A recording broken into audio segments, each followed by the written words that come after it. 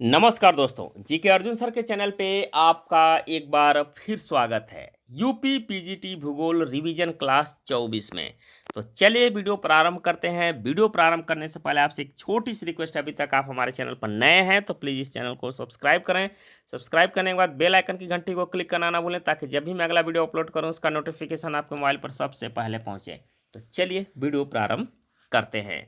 अगर आप लोग इससे पिछला रिवीजन क्लास देखना चाहते हैं तो पीजीटी भूगोल के नाम से प्लेलिस्ट बना हुआ है, जाकर पिछले revision class plus previous years के पेपर हुए हैं जो 2021 तक का पीजीटी भूगोल के, उसका भी साल पेपर का वीडियो अपलोड कर दिया गया है।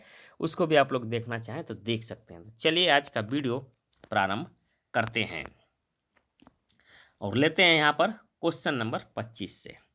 हाँ, यह वीडियो जो है आपको TGT, LT grade, GIC, BPSC के लिए महत्वपूर्ण होगा और इस वीडियो का बनाने का मुख्य उद्देश्य केवल रिवीजन कराना। हालांकि इसका परीक्षा का डेट घोषित कर दिया गया है, 15-16 अक्टूबर को होने वाली है, तो उसी के परिप्रेक्ष्य में ये बनाया गया है। तो चलिए वीडियो प्रारंभ करते हैं। हो सकता है कि बाई मिस्टेक एक आध क्वेश्चन गलत हो, तो हो सकता है कि आपसे मैं क्षमा मांगता हूँ और कोशिश करूंगा कि सही से सही आंसर इसका बताया जाए। फिर भी लगता है कि गलत बताया गया तो आप लोग कमेंट में इसका आंसर दे सकते हैं। तो चलिए 25 नंबर क्वेश्चन से शुरू करते हैं। यहाँ पर दिया है सपरिस्थितिकी के बारे में कौन सा कथन सही है। तो कौन सा कथन सही है, तो यहाँ पर आंसर आपका बी वाला ऑप्शन सही हो जाएगा। यह जीव समुदाय के जटिल अंतर संबंध का अध्ययन है। बी ऑप्शन सही हो जाएगा। 26 नंबर क्वेश्चन पर आते हैं। 26 नंबर देखिएगा, यहाँ पर दिया है जीवित अथवा मृत जीवों द्वारा निर्मित जैव निक्षेप जो कटक के समान चट्टानी उत्थान बनाते हैं किस नाम से जाने जाते हैं। प्रवाल, गंभीर खंड, भित्ति या निगमन द्वीप। यहाँ पर आंसर हो जाएगा आपका वह है भित्ति। सी ऑप्शन सही हो जाएगा, भित्ति। 27 नंबर क्वेश्चन पर आते हैं। किस विचारधारा संप्रदाय ने सर्वप्रथम संभववाद विकसित किया। संभववाद किसने विकसित किया, तो यहाँ पर आंसर हो जाएगा सी, भूगोल का फ्रांसीसी संप्रदाय। 28 नंबर क्वेश्चन पर आते हैं। निम्नलिखित में से कौन निश्चयवाद के सिद्धांत के समर्थक नहीं है।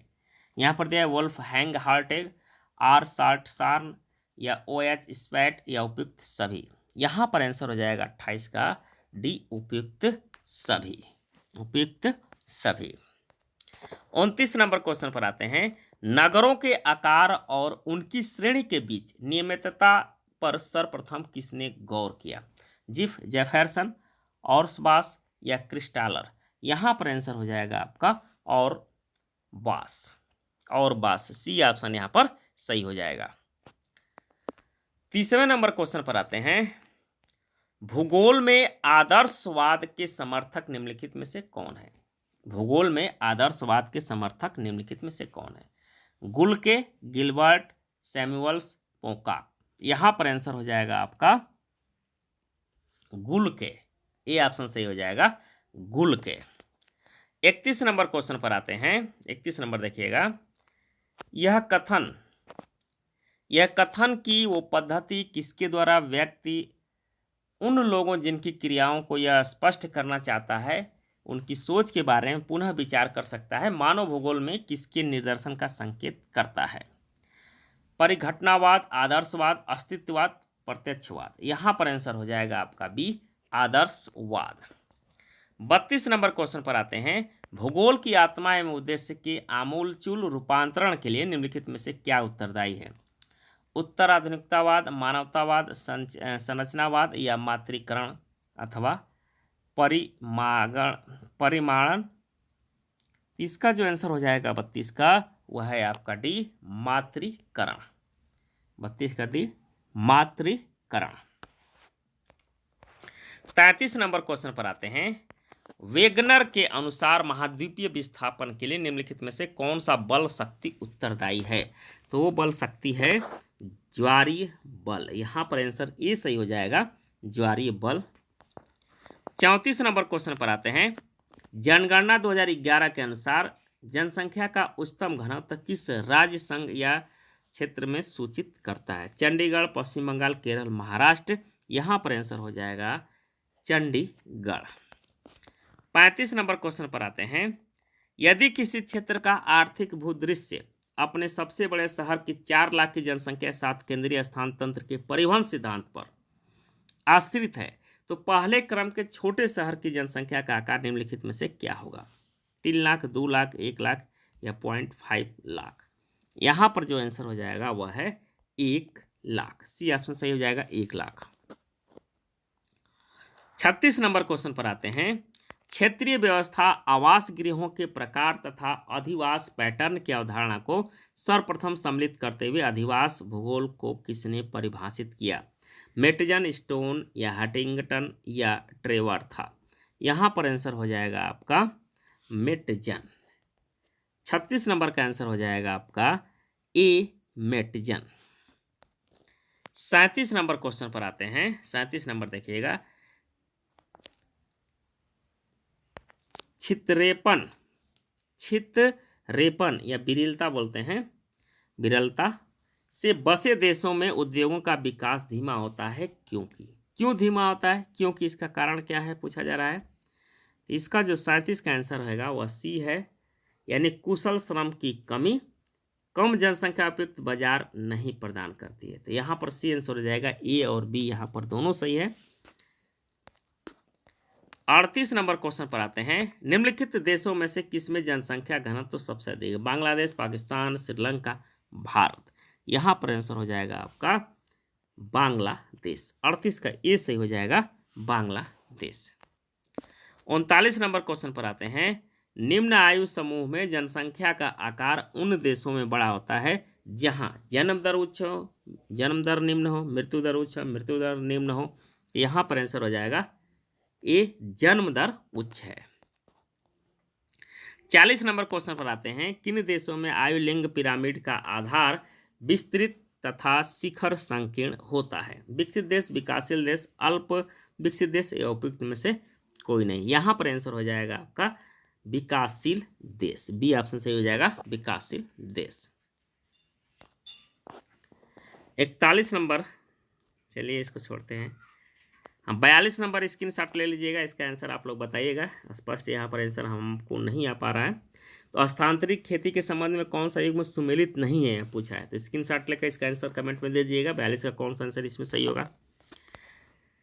43 नंबर क्वेश्चन पर आते हैं। ध्रुवीय तिरछेपन नहीं है, ध्रुवीय क्षेत्र छितरेपन से बसे होते हैं क्योंकि यहाँ पर जो 43 का आंसर हो जाएगा